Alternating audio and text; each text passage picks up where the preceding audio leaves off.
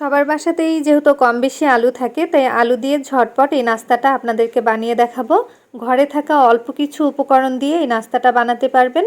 নাস্তাটা আমি টমেটো সসের সাথে পরিবেশন করেছি। টমেটো সস দিয়ে এই নাস্তাটা খেতে ভীষণ মজার হয়। ছোট বড় সবাই খেতে খুব পছন্দ করবে, আর বানানোটাও খুবই সহজ। চলুন তবে দেখে নেওয়া যাক কিভাবে এই নাস্তাটি আমি তৈরি করলাম। নাস্তাটি বানানোর জন্য 2টা সিদ্ধ আলু নিয়েছি।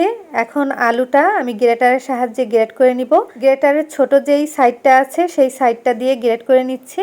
আপনারা চাইলে কিন্তু এই আলুটা খুব ভালো মতো হাত দিয়ে ম্যাশ করে নিতে পারেন। আলুটা এমনভাবে সিদ্ধ করতে হবে যাতে করে আলু সিদ্ধ হয়, কিন্তু আলুর মধ্যে যেন কোনো রকমের পানি পানি ভাব না থাকে। বেশি অতিরিক্ত পানি পানি ভাব থাকলে কিন্তু এই নাস্তাটা সেই আলু দিয়ে বানাতে পারবেন না।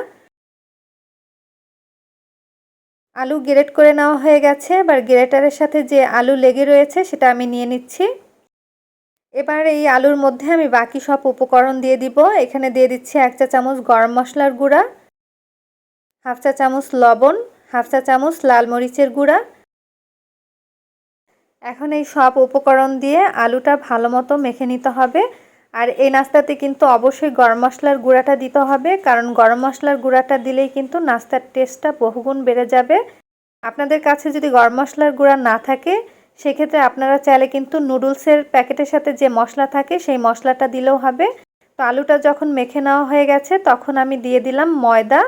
এখানে আমি ময়দা দিয়ে দিচ্ছি। আপনারা চাইলে কিন্তু কর্নফ্লাওয়ার অথবা আটাও দিতে পারবেন, তবে আটা দিলে তেমন একটা টেস্ট লাগবে না, ময়দা দিলে টেস্টটা ভালো লাগবে।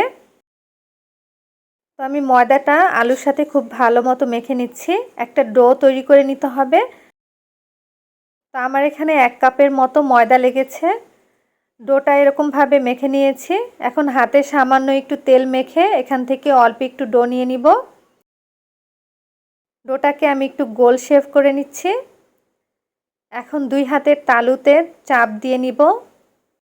ঠিক এভাবে করে আমি নাস্তাটি বানিয়ে নিব। আপনারা চাইলে কিন্তু যে কোনো ডিজাইন করে নিতে পারেন। তো আমি একটা ছুরির সাহায্যে একটু দাগ কেটে নিচ্ছি। তো একটা নাস্তা বানানো হয়ে গেছে, আমি বাকিগুলোও কিন্তু একইভাবে বানিয়ে নিব।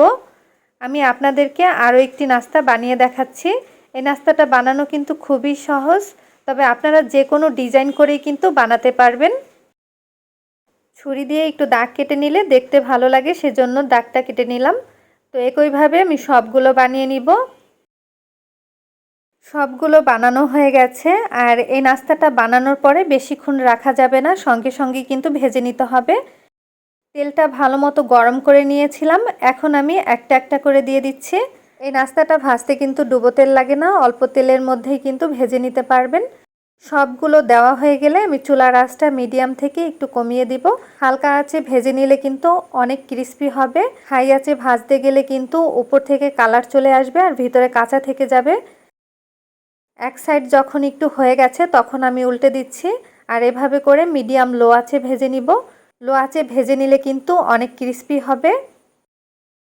এই নাস্তাটা কিন্তু আমি অল্প পরিমাণে বানিয়েছি, তবে আপনারা বেশি পরিমাণে বানালে আলুর পরিমাণটা কিন্তু একটু বেশি নেবেন। দুই পাশে কিন্তু খুব ভালো মতো ভেজে নিয়েছি, আর কালারটাও কিন্তু চেঞ্জ হয়ে গেছে। এর থেকে আর বেশি ভাজবো না। তো এখন আমি তেল ঝরিয়ে তুলে নিব। তেলটা খুব ভালো মতো ঝরিয়ে নিচ্ছি। আলুর তৈরি এই নাস্তাটা বানানো কিন্তু খুবই সহজ, আর খেতেও কিন্তু অনেক মজার।